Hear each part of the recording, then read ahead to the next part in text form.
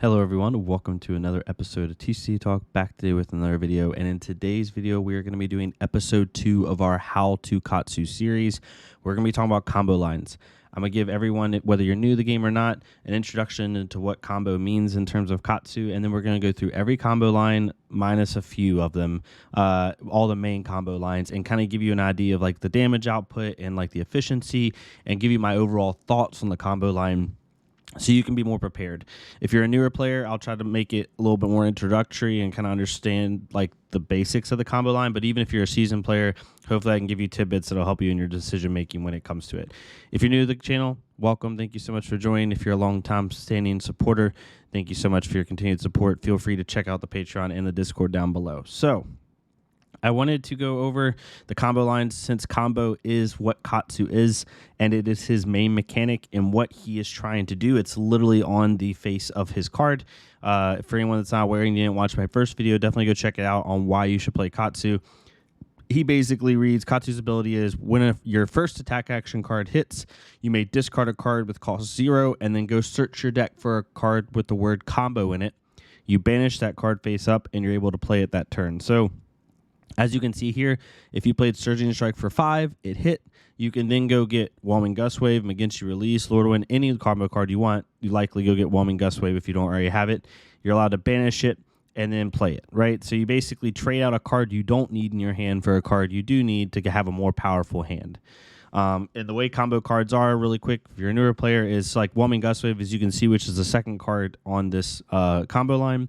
Normally, it's a 0 cost 3 power attack that doesn't have Go Again, which in this game is extremely underrated. However, if it's combo with Surging Strike, it gets +1, Go Again, and it says if it hits, draw a card.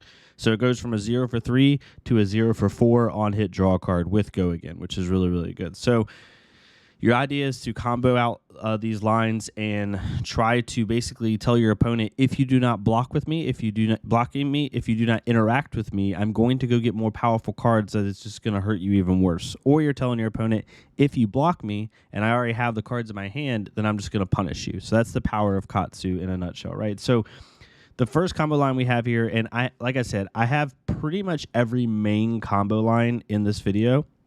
The only ones I don't have are like, I would say like the offshoot combo lines. So like there's a couple combo lines that are like 2 cards, like head jab, or I think it's head jab, or the back heel kick line, right? Or head jab into the 2-punch combo and stuff like that. Like those are kind of like subsidiary lines. So all the combo lines I'm talking about in this video are all the main combo lines that you see people talk about more so than not. So the first line here is the premier line in Katsu. It was the original line in Katsu, all in Welcome to Wraith, and it's arguably still the most powerful line in Katsu. Some people would say the Bonds of Ancestry line is more powerful. We'll talk about that in a second.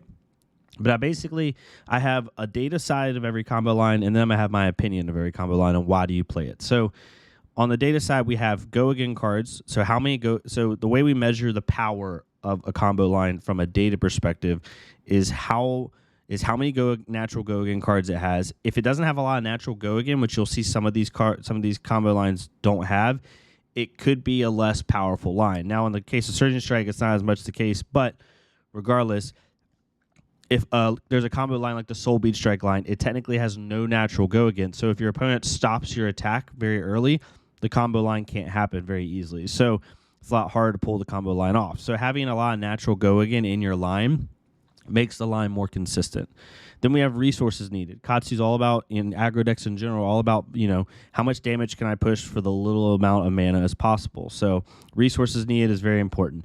Damage, and then damage per card is also a factor, right? Like you could be putting out a lot of damage, but if you put out 15 damage, that's a lot of damage. But if it takes you 5 cards to do it, then your damage per card is only 3, which in this game is about equal on rate, right? It's really not that powerful. So you have to do this crazy 5-card hand in order to just deal damage that is honestly like on par with the damage of the game, right? In Flesh and Blood, your average damage per card sits at around 3 for a 0-cost card. For a 1-cost card, it's around 4. For a 2-cost card, it's around 5 or 6, and then it goes up from there. So if you're 3 resources, right? For 3 resources, you should be dealing hopefully minimum of about 8+ damage if you can get over that. So in this line, it's very, very good, obviously. So this line has one natural go again card, which is Surging Strike. Now, most of the time, only having one natural go again card is about on par. But with this this line specifically, it's arguably the hardest to block starter in Katsu, right? It's a 5 power attack, which in this game basically means they either have to use a really, really good defense reaction, like not a sink below, but like Guardians can block it out. Most of the time they can't block out a defense reaction. They have to either use a defense reaction and another card. They have to use a card and a piece of equipment. They have to use a card or a defense reaction and a piece of equipment, whatever it may be. It's gonna guarantee that they have to pretty much, with the exception of a couple cards, block with 2 cards from hand in order to stop this attack. Now, if you have Whelming Gust Wave in your hand, then they have to block with another 2 cards, a card and equipment or something like that, unless they have a defense reaction. Because with Surging Strike coming in for 5 and Whelming Gust Wave coming in for 4, it basically says you can't just block this with a 3-block attack or 3-block card. Most good most good blocking cards in the game that aren't defense reactions block for 3. So every time you can get over that 3 number on your attack, it's really good. McGinty Release is the next one that comes in for 5, and then Lord of Wind comes in for 2. So why is this combo so powerful? And also, I'm speaking in terms of a newer players here. So if you're a seasoned player and you know this, you can feel free to skip ahead. Surging Strike comes in for 5, and then Whelming Gust Wave comes in for 4. So that's 9 damage. When Whelming Gust Wave is comboed with Surging Strike, it says on hit, draw a card. So you're threatening 9 damage over 2 cards, so 4.5 a card, which is really good in this game. And you're threatening to draw another card. Now, when you combine that draw on Whelming Gust Wave with the fact that Katsu may have triggered his ability to go get maybe McGinty. Maybe you already had Whelming in hand. So you play Surging Strike, they let it hit, you go get McGinty Release, the 3rd in the combo. So now you have a 3-card attack minimum. And then you have Whelming Gust Wave, which is threatening another draw. And then you might have Mask Momentum, which is Katsu's headpiece, which says if this is a 3rd attack to hit in a row and it's an attack action card, you draw a card. So you can threaten drawing 2 cards a turn plus your Katsu ability on this line. So it gets really snowbally really fast. Then you have McGinty Release, which says if Whelming Gust Wave, normally McGinty Release is a 1 for 4 with no go again, but it says if Whelming Gust Wave is the last attack this combat chain, McGinty Release gets +1 and go again, and says if this hits, search your deck for any number of Lord of Wind cards, banish them, and then add them into your hand. Sorry, not banish them, and then shuffle your deck. So basically, if McGinty Release hits, you can go get multiple Lord of Winds. You can have up to 3 in your deck. So you can go get all 3 if you need to, and I'll explain like how many you get or why you get that many here in a second. And Lord of Wind says, if McGinty Release was the last attack this combo chain, you may pay any number of resources as an additional cost. So Lord of Wind normally costs 0, but you can pay into Lord of Wind based off how many Whelming Gust Waves or Surging Strikes you have in your graveyard. So let's say you played this combo, this full combo line, and you had 2 Surging Strikes in your graveyard and 1 Whelming Gust Wave. And you know that going into it. So you play McGinty Release for 5, it hits. So basically, the reason you go get multiple Lord of Winds is so you can pay into the first Lord of Wind with another Lord of Wind to go get those back from your grave into your deck. So basically, if you play this combo line when you have 2 Surging Strikes and a Whelming Gust Wave in your graveyard, you're able to go get 2 Lord of Winds. You should go get 2 Lord of Winds because you have to pay the amount of targets you're bringing back into your deck. And so since you're going to go get 3 targets, you want to pay 3 additionally into Lord of Winds. So you go get 2 Lord of Winds, you pitch 1 Lord of Wind to play the second Lord of Wind, and you shuffle those 2 Surging Strikes and Whelming Gust Wave back into your deck.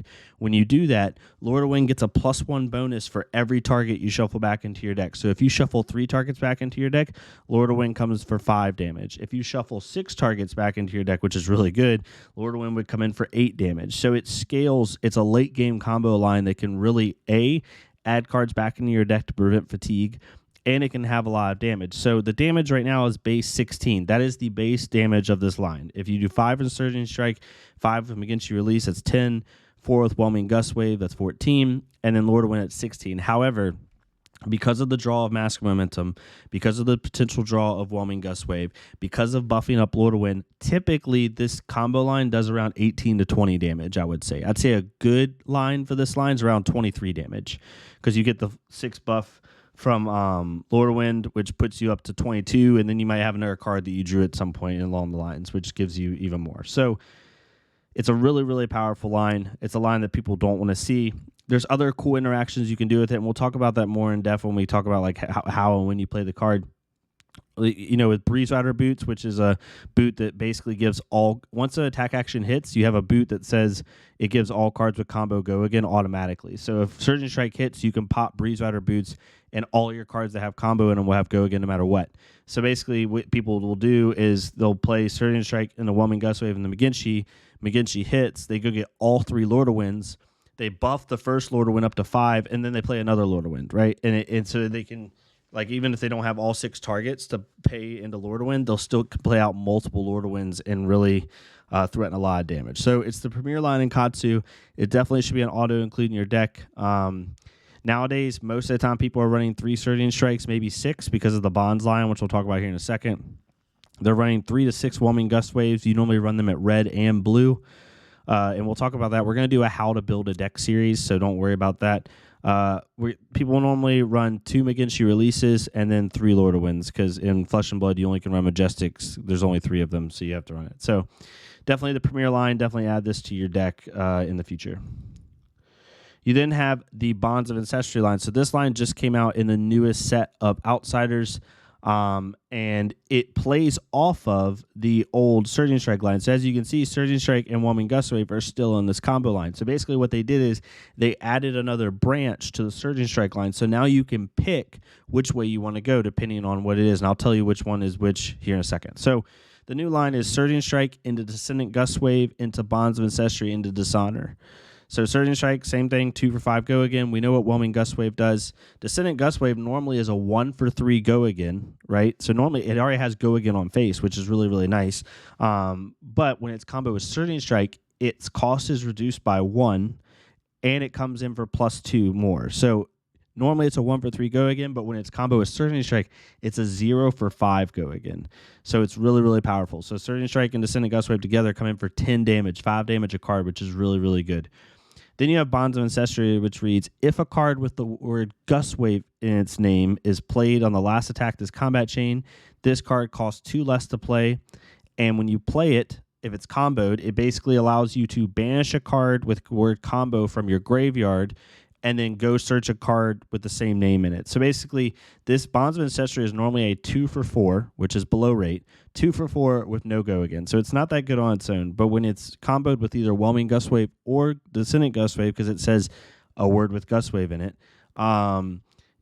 it comes in for free. It attacks for 4, so it's a 0 for 4. It has go again, and it allows you to take a card from your graveyard, banish that card, and then go get another card with the same name. So if you have a Dishonor, which is the last part of this line, in your graveyard already, so you want to block with a Dishonor early to put in your graveyard, you banish that Dishonor from your graveyard, then you go search for another card with the word Dishonor in it, which is another Dishonor, and then you banish that, and you're able to play it this turn. So it basically allows you, the power of this line is several things.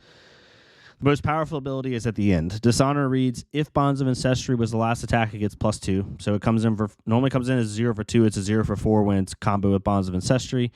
When it hits a hero, if you control, which basically means if they're on the combat chain, if you control a Surging Strike, a Descendant Gust Wave, a Bonds of Ancestry, and then you play Dishonor. So if you play Surging Strike, Descendant Gust Wave, not Whelming, Bonds of Ancestry, Dishonor, it gains, if this hits a hero, they lose all their abilities for the rest of the game. So basically, if you're playing against a Dorinthia, which says if you hit with your sword, you get to attack with it again, if they get dishonored, they no longer can hit with their sword twice, unless they use 20 Blade. It quite literally kills the hero. You have heroes like Dromai, which gives all of her, when she plays a red card, she gives all her dragons go again. If you dishonor a Dromai, they might as well put their deck back in their deck box because they literally can't play the game because they can't give anything go again, and their deck is severely hurt. If you're playing a Viscerai, they can't make Rune Chants anymore, right? It's a super powerful ability that with a good amount of the heroes in the game, it just kills them. So that's the most powerful way you run this line. Now, you only can get that if you play Surging Strike into Descendant, into Bonds of into Dishonor. The other powerful thing about this deck, this line, is that Bonds of Ancestry allows can be comboed with Whelming Gust Wave or Descendant Gust Wave, right? So even though you won't get the Dishonor bonus at the end, you can use Whelming Gust Wave to combo into this. So if you do Surging Strike for 5, Whelming Gust Wave comes in for 4, go again on hit, draw a card because it's comboed.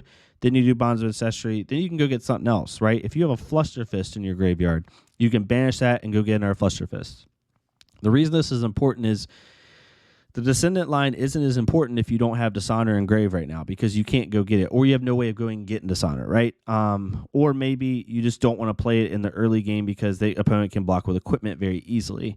So overall, you want to pick which line you do based off, what the game state is. The Whelming Gust Wave line is still really good because what it allows you to do is Surging Strike into Whelming Gust Wave, into Bonds, into something else. Like it could be Dishonor for 4. It could be Fluster Fist for 4. It could be, if you have 1 resource floating, it could be Spinning Wheel Kick for 4. Whatever you can banish from your graveyard to then go get from your deck. So it allows for a lot of flexibility in your lines. There's 2 natural go again cards in the line if you run the Descendant line because Surging Strike and Descendant Gust Wave. You need 2 resources to play out this whole line, which is really good. Its base level damage is 17 if you do the Whelming version. If you do the Descendant version, its base level damage is 18, and it could be even more with Mass Trigger, with Whelming Gust Wave draw, with Bonds of Ancestry. The super powerful thing about this line against some decks is some decks don't block very well, and some people just block improperly.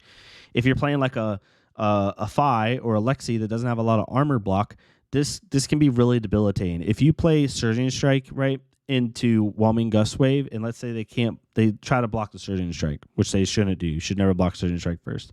Then you play Whelming Gust Wave. They let that hit. You draw a card, and you go get Bonds of Ancestry, right? So let's just say you start with a 5-card hand. There's a lot of synergy with this line. There's a chess piece called Heart and Cross Strap, which basically says your next attack action card you play costs 2 less. So you're able to pop Heart and Cross Strap, play Surging Strike for free for 5 go again. Let's say they try to block that and you have a Whelming in hand, right? And you played Surging from Arsenal. You can then play Whelming for 4 go again on hit, draw a card. They're probably going to let that hit because they just blocked Surging. So you draw a card off that. And so you still have 4 cards in hand. Then you discard a card with cost 0, go get Bonds of Ancestry, right? Still have 4 cards counting Bonds. You play Bonds. Bonds allows you to then go get another attack, right? So you still have these 4 cards in hand and it allows you to go get a Dishonor. Then you can pop Breeze Rider Boots and attack 3 more times. I've seen this combo line. I'm not going to get into every single line possible, but I've seen this line quite literally, and I've done it 2 or 3 times, do 33 damage for literally 0 resources. Literally 0, because if you play Heart and Cross Trap and a Surging Strike, you're allowed to basically play out the whole line for free. So the base level damage of this line is 17-18, which is still very high. But the height of this line is around 33 damage, which is insanely high, right? Damage per card sits at about 4.5, which is super above rate. So this is the most powerful line in Katsu right now. More powerful than the Lord of Wind line, in my opinion. But overall, definitely something you should check out. And this is pretty much what most meta Katsu lists are running. The good thing about this line is it's not expensive, right? Like, these cards aren't expensive. I think the most expensive card in this line is Dishonor, which is like $3 a card, $4 a card. So not expensive to get at all. So then we're going to get into some of the funnier lines. So this is the Crouching Tiger line. There's an archetype, which I'll talk about. I'm going to do a video called Katsu Archetypes, talking to you about different types of Katsu decks. There's a deck that bases off of the final card in this line called Tiger Swipe. It's called Kitty Katsu because you're playing Crouching Tigers. And what this basically does is you ping your opponent for a lot. You'll play a card called Predatory Streak, which makes 3 of these Crouching Tigers. Normally, these Crouching Tigers attack for 0. But when you combo them with cards like Roar of the Tiger, which I probably should have put up in here, that gives your Crouching Tigers +1, they all of a sudden start coming in for 1 damage. So Crouching Tigers for 1, Crouching Tiger for 1, Crouching Tiger for 1. Then you play Tiger Swipe. Tiger Swipe normally is a 0 for 2, no go again. If it is comboed, though, it gets +2, go again. And if it hits, you make that many Crouching Tigers that are on the combat chain. So if you play 3 Crouching Tigers into a Tiger Swipe, you've now dealt 7 damage, and you say, if you don't block this, I'm going to make 3 more Tigers. The damage on this line is very low. However, if your opponent blocks him properly, it can really snowball. You have turns where you do Roar the Tiger, which gives all your tigers +1. You play 2 predatory streaks, giving you 6 tigers that are attacking for 1.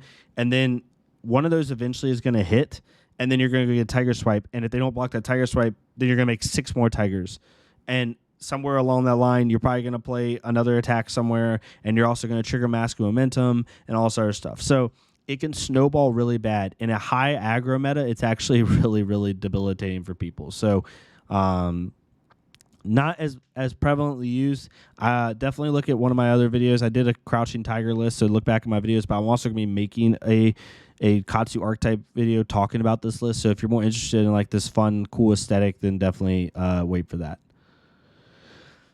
Then we have the Twin Twisters combo. So Twin Twisters used to be the first card in this combo. Used to be kind of by itself. It had no combo with it. And Twin Twisters reads, when Twin Twisters attacks, it either A, gains when it hits a hero, your next attack, this combat chain gets +1, or you can give Twin Twisters +1. So you essentially say either Twin Twisters is going to attack 1 for 4, or 1 for 3, and if it hits, I'm going to give something else +1. So most people pick the +1 on Twin Twisters, but it's really good in Ira, which is a different hero, which we can talk about a different day. It's mainly meant for Ira, honestly, but they try to put it into a Katsu line.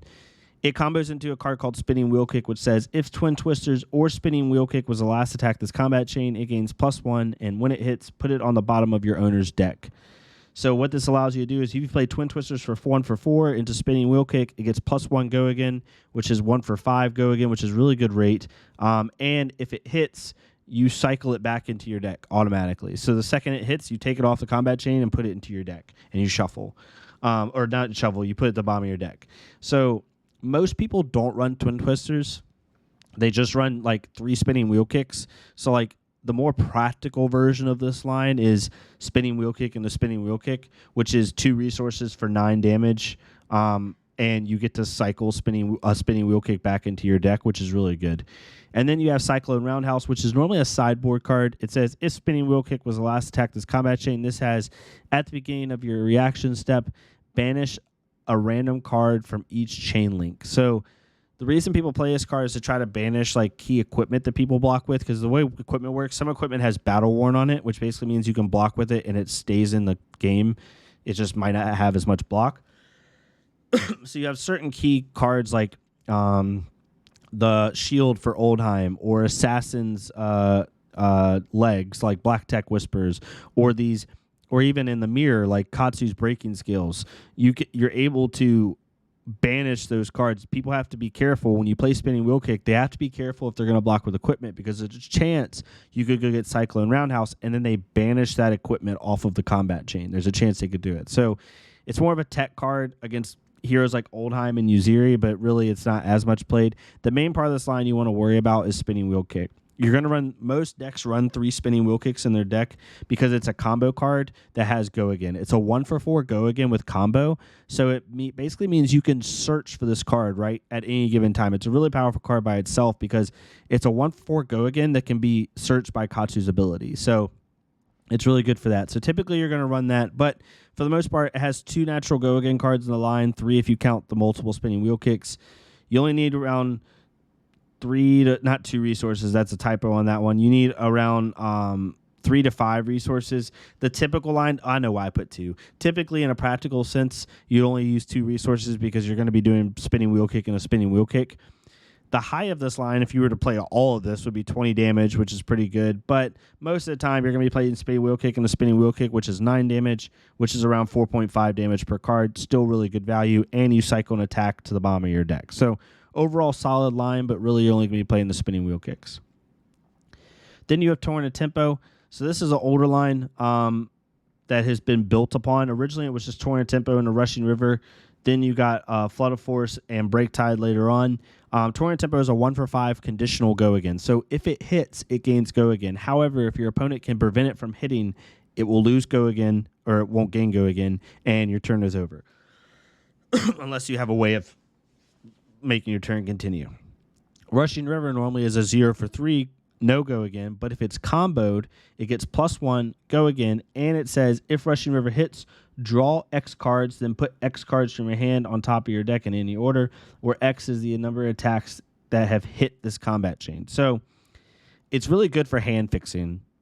If you play Torn Tempo into Rushing River and they let Rushing River hit, you're basically able to draw 2 cards and then put 2 cards back. So it allows you to be able to essentially fix your hand. If you have a bad hand and you're trying to find something else, you could dig for like Flood of Force or Break Tide, and try to, like, you know, it's basically like a cycle, which is really, really good actually.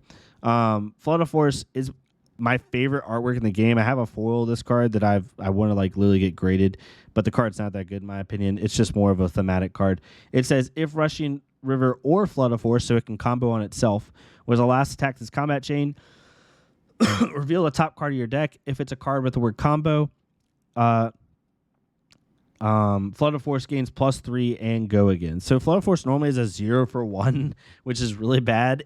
But if you reveal a card with combo on top of your deck, it becomes a 0 for 4, go again. The reason this card's not that good is, at its best, this card is literally basically a 0 for 4, go again, which is a little bit above rate, but not really that much. Card's not really used that much, to be honest with you. Break Tide, however, is a pretty good finisher. Break Tide says, if Rushing River or Flood of Force was the last attack this combat chain, Break Tide gains +3 dominate, and when it hits, banish the top card of your deck until the end of your next turn. You may play it. It doesn't have to be an attack or anything like that, which is super nice. So 0 for 5 dominate, go again, or not go again, but 0 for 5 dominate is really nice. This card can actually work in a Breeze Rider list. It's not that the card is bad or the line is bad. This line is actually the best of the like tier 2, tier 3 lines. The problem with this line is it has no natural go again. Basically, the way Katsu works, if the combo line doesn't have some type of natural go again, it's very limited in how it can be played, because it's so easy for your opponent to stop, and you can't build your deck around something that may or may not happen. Katsu needs more consistency. The Bonds of Ancestry line that we talked about before adds a lot of consistency, so if you add these kind of combo lines to it, it's really hard to justify playing them. However, in a Breeze Rider Boots list, I could definitely see, if you just want to have fun with it, I could definitely see playing Torn Tempos and then playing Rushing River at blue, because you really don't care about Rushing River's damage output, and then playing the Break Tide. So you could play like 3 Torn Tempos, 3 blue Rushing Rivers, and like 1 or 2 Break Tides. You could definitely experiment with that, try it out. It's really cool. At its height, it's a 14 damage line, or even more. It's basically a 14 damage line. But one of your cards will have Dominate, and if you give it Go Again with Breeze Rider Boots, honestly, if Break Tide had Go Again, it'd be really cool, because then you might could justify it. Like if it had Go Again off combo. But even though it still doesn't have Go Again even when it's combo, it's just 5 Dominate, which, I mean, I'd rather run Head Jab line if that's the case, and we'll get to that in a second. Then you have the Soul Bead Strike line. So this line used to be pretty decent, but now it's just bad. It's probably the worst line out of like the main combo lines. Has no natural Go Again. Soul Bead Strike is a 0 for 4 if it hits Go Again, so similar to Torn Tempo. Crane Dance says, if Soul Bead Strike was the last attack this combat chain, Crane Dance gains +1 Go Again, and it can't be defended by attack action cards with base damage greater than the number of chain links you control. So it's normally a 0 for 3. It comes in 0 for 4 Go Again if it's comboed with Soul Bead Strike. And basically, if you play Soul Bead Strike into Crane Dance, they can't defend with any attack action card that has a base damage of 3 or higher, because you only control 2 chain links, and it says it can't be defended by attack action cards with base greater than the number of chain links you control. So if you control 2, they can't defend with 3 power or higher attacks. So it basically can help guarantee an on hit. Heron's Flight is similar to Flood of Force. It's more of a thematic card and great artwork. It's not really a playable like competitive card. If Crane Dance was the last attack this combat chain, Heron's Flight gains +2, and you choose attack action or non-attack action. Heron's Flight can only be defended by cards of that chosen type. So it's basically a 0 for 5, no Go Again, and it says you get to pick what it's defended with. In the most perfect of situations, right? This could be really useful. Like if you're playing Dorinthia, who doesn't run a lot of attack action cards, You could play Heron's Fight 0 for 5 and say attack action card, and they basically can't defend it. But they can defend it with, I don't know if they can defend it with equipment or not. They might can or can't. I actually haven't looked into that. I literally have never played this card, so I'd have to look that myself. Then you have Find Center. So Find Center used to be extremely powerful, and then they eroded the card.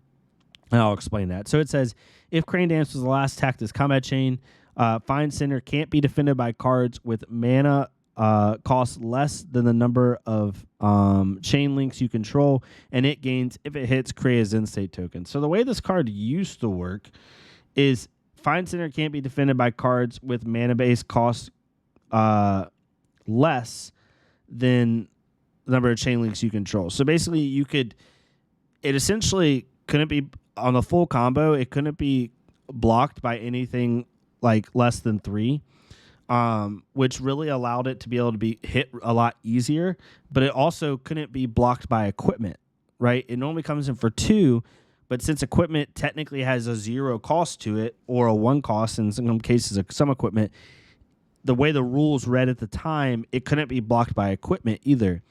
Well, they eroded that because equipment doesn't have, unless the equipment has, now in the game, unless equipment has a declared cost, then it doesn't have a cost associated with it, which means it doesn't apply to this rule. So you can't block with equipment that costs 1, like Phantasmal Footsteps or something, but you can block with equipment like Grasp the Arknight or Crown of Providence or something like that that doesn't have a declared cost to play it. So it used to be pretty good. You create what's called a Zen State token, which basically says every time you're dealt exactly 1 instance of damage, prevent that damage. So it would turn off Rune Chance for Viscerai. It basically says, like, if someone's attacking for 4 and you block for 3, it'll prevent the last one. And that essentially lasts for 2 turns. So it had a cool little niche ability, but now it's basically a 10 damage line with no natural go again that doesn't have a powerful ability anymore. It's more of a fun thematic thing. I hope they somehow mess with this in Mysteria, because the Find Center artwork is literally Mysteria, so maybe and so is the Crane Dance artwork. This is the most like Mysteria-driven line, so when we go to Mysteria as a set, which we will eventually, maybe they'll do something with this line to make it more powerful and bring it back, but as of right now, it's pretty unplayable. However, people still do play Soul Bead Strike as a 3-of because it's a 4-power attack. It hits the break point. It has potential go again, and it blocks 3. And you can discard it with Katsu. So it's really, really toolboxy for that. But the line itself isn't used. Then we have Head Jab. This is one of my favorite lines that isn't played that much, if at all. But I love it. It's a 0 for 3 go again to start for Head Jab. Open the Center is normally a 0 for 5. And it reads, if it's combo with Head Jab, it gains +1 go again dominate, so 2 for 6 dominate. And then Fluster Fist says if it's combo with Open the Center, then Fluster Fist gains +1 for each attack that's hit this combat chain. So ideally, you'd have like a Head Jab and Open the Center in hand already. You play Head Jab and Open the Center, one of them will hit, and you go get Fluster Fist. Now, let's just say in a perfect world, they let Head Jab hit. You already have Open the Center in hand. You go get Fluster Fist. You play Open the Center for 0 for 6 or 2 for 6 dominate, pitching a blue. They let it hit because it has dominate. Maybe they can't cover it up. And then you play Fluster Fist for 6 because it's going to get +1 from Open the Center hitting and +1 from Head Jab hitting. So essentially, this is a 15 damage line over 3 attacks, which for 5 damage apiece, which is really good. Pounding Gale is the other card that can combo with Open the Center. And it basically says, if Open the Center was the last attack this combat chain, Pounding Gale gains. If Pounding Gale will be deal damage to a hero, instead it deals twice that much damage. So basically, Pounding Gale attacks for 5. And if it's combo with Open the Center and they don't block it, it's gonna hit for 10. Even if they, and the good thing about Pounding Gale, it's really, really nice, is even if they block for 3 and they take 2, they still are dealt 4 damage. So telling someone, here's a 5-power attack, if you block it with 1 card, I'm still going to deal 4 damage to you. It's really, really cool. Now, the reason people don't play this line is because of resource and play line, the way play line would work with it. So Head Jab is normally, normally want to put this out on like Chainlink 1, and it's really easy to cover up, right? Open the Center is a 2 cost, so you basically have to have a blue, and Head Jab has to hit on your first Chainlink, because you don't want to expend resources before playing Head Jab, because then you won't have anything to pay for Open the Center. So it limits your play line ability. However, Fluster Fist is still used is used as a staple now with the Breeze Rider Boots list. So you'll still see Flusterfist in lists, but the full line itself isn't as good. If you want to have some fun, and I still do it from time to time, play 3 head jabs and 1 open center and then 2 Flusterfists. Like, once you do this line one time, people will start respecting your head jabs more, and then you get people blocking earlier, which is really nice. So overall, not as much use, but it's a really fun card. And Pounding Gale, if you can somehow get that to hit, man, it hits like a truck. Then you have, honestly, technically the most consistent line in Katsu. So you have the 100 wins line and the Winds of Eternity. So I have the full line up here, which basically would say if like you had 200 wins and Winds of Eternity in hand, or you had all 300 wins in hand and you just need to go get one card. Basically what 100 wins does is it normally is a 0 for 3 go again, so it has combo, which means you can search for this card by itself. But 100 wins reads, if 100 wins was the last attack this combat chain, it gains +1 for each other card with name 100 wins you control. So if you play 100 wins to do 100 wins, the first 100 wins will come in for 3. The second one will come in for 4. If you played another 100 wins, the third one would come in for 5 because it sees 200 wins. So it basically goes up +1 for every other 100 wins you've played. Winds of Eternity is normally a 0 for 2, but if it's combo with 100 wins, it gets +2. And when this hits, shuffle all the cards named 100 wins on that combat chain back into your deck. So in the most ideal state, if you played 100 wins and 100 wins and 100 wins into Winds of Eternity, that would be 3 damage into 4 damage into 5 damage, which is, 4 plus 5 is 9, plus 3 is 12. And then Winds of Eternity makes 16 damage total. And then if they let Winds of Eternity hit, you'll literally put all 3 of those 100 wins back into your deck. So it's really, really good. Most of the time, you're playing 100 wins in the Winds of Eternity, like at the end of a combat chain. So you've played like 2 or 3 attacks. You play 100 one of those hits, you go get Winds of Eternity. You play 100 wins for 3, then Winds of Eternity for 4, and then put that 100 wins back in your deck. So it's a really, really good value line. The reason this is so consistent is it costs nothing. And every card except for Winds of Eternity will have go again, right? So super easy to string these out. You can search for it with Katsu because it has the word combo in it. Remember, there's certain cards in the game like Descendant Gust Wave, 100 Wins, Spinning Wheel Kick. These are cards that you can go search with Katsu with Katsu's ability because they have the word combo in them, but they also have go against. So they're really flexible, powerful cards. Overall, the average damage per card is 4, but in most lines, it's going to be like 3.5 to 4. Then you have the leg tap line, which still technically from a resource to damage perspective is the most efficient line Katsu has. Leg tap is a 1 for 4 go again. Rising Knee Thrust normally is a 0 for 3 no go again, but if it's combo with leg tap, it gets +2 go again, so it's a 0 for 5 with go again. Then you have Hurricane Technique, which it says if Rising Knee Thrust was the last attack this combat chain, Hurricane Technique gains +1 go again, and if Hurricane Technique hits, put it back into your hand. So the reason this line is so powerful is leg tap normally is played on Chain Link 1. And we'll talk about this. We're going to do a video on when to play combo lines, which I think will be really useful. Leg tap normally is played on Chain Link 1. So you're telling your opponent, here is a breakpoint attack that you either need to cover up with 2 cards of some type or a defense reaction. If you don't, I'm now going to play a 5 power attack, which is even harder to block. And then if I already have the Rising Knee Thrust in hand, I potentially am going to get a Hurricane Technique, which is a 1 for 5 go again that lets me play it again. So like in an ideal hand, and we'll talk about Blackout Kick in a second, on an ideal hand, you'll play leg tap for 4, pitching a blue, with already having Rising Knee Thrust in hand, so you have 1 0 cost left to discard. You'll play Rising Knee Thrust. It hits. Let's just say it hits. You play Rising Knee Thrust for, you discard that 0 cost, go get Hurricane Technique. You play Rising Knee Thrust for 5. Then you play Hurricane Technique for 5. If they let it hit, you pick it up, then play it again for 5 because you have 1 resource floating from your blue.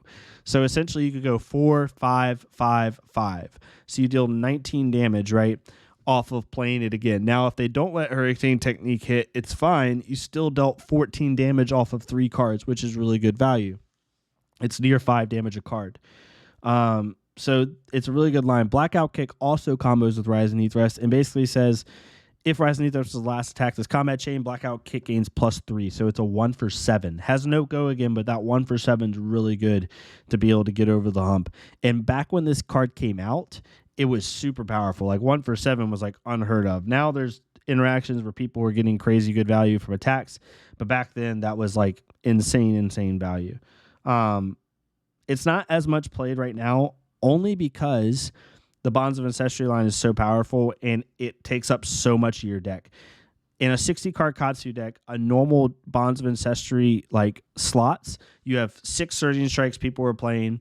Then you have 6 Whelming Gust Wave at red and blue. So you're playing 3 red Surgings, 3 yellow Surgings, then 3 red Whelmings, 3 blue Whelmings. So that right there is, 12 slots. Then you're running 3 Descendant Gust Waves, that's 15. 3 Bonds of Ancestries, that's 18. Some people are running 4 with 1 yellow, so that's 19. Then you're running 3 Lord of Winds, that's 22. Then you're running 3 Dishonors, that's 25. And then some people are running 1 to 2 McGinshys. So 26 to 27 cards of your deck are one combo line. So essentially half your deck is dedicated to one combo line. Because of that, with all the other cards you have to run, it's hard to fit leg tap in the list. However, I would say if any combo line comes back into like the normal competitive rotation, leg tap is going to be the first one. And honestly, if you're not going to a calling or freaking anything above an armory and you're just playing the game for fun, maybe the occasional pro quest, you can 100% put leg tap in your list. It's not going to make your list any less powerful. The line is still really good, and there's people honestly that would still argue that the line is worth running. So definitely check it out. And then we're back to Surging Strike. So that's all the list. This is probably one of the longest videos I've ever made. Hopefully this was helpful. I'll definitely be doing videos talking about like how you play each line, when you want to play them. I'm gonna talk about like when to play the lines, when to play the starters of each line, things of that nature in the future. And I'll also be talking about them in my Katsu Archetypes deck video, where I show like the different types of Katsu that are played. I did not cover every line in this list. There are a couple like small lines that are played, but these are all the main lines and all the lines that you really want to care about, to be honest with you. So hopefully this helps. If you're a newer player, thank you so much for listening to this crazy long video. I normally never do videos this long, but like there was no way not to make this video long. So I kind of had to make do with what I did. When it comes to like towards the end, and if you want to know down in the comments below, some people might miss it if they don't go to the whole video, but the top 3 most powerful lines in Katsu are the Bonds of Ancestry line, the Surging Strike line, and then honestly, the leg tap line is your next most powerful line, in my opinion. 100 Winds could be third as well. 100 Winds and leg tap are kind of like tied. Maybe 100 Winds is third. So your top 4 lines are Bonds of Ancestry line, is what I call it. The traditional Surging Strike line, which you see right here, the 100 Winds line, and the leg tap line. After that, it kind of diminishes a little bit, but those are like the top 4 most used Katsu lines. So hopefully that helps. If you like this type of content, please leave a like, comment, subscribe. I'll see you on the next episode of How to Katsu. Thank y'all so much for joining me, and y'all have a nice day.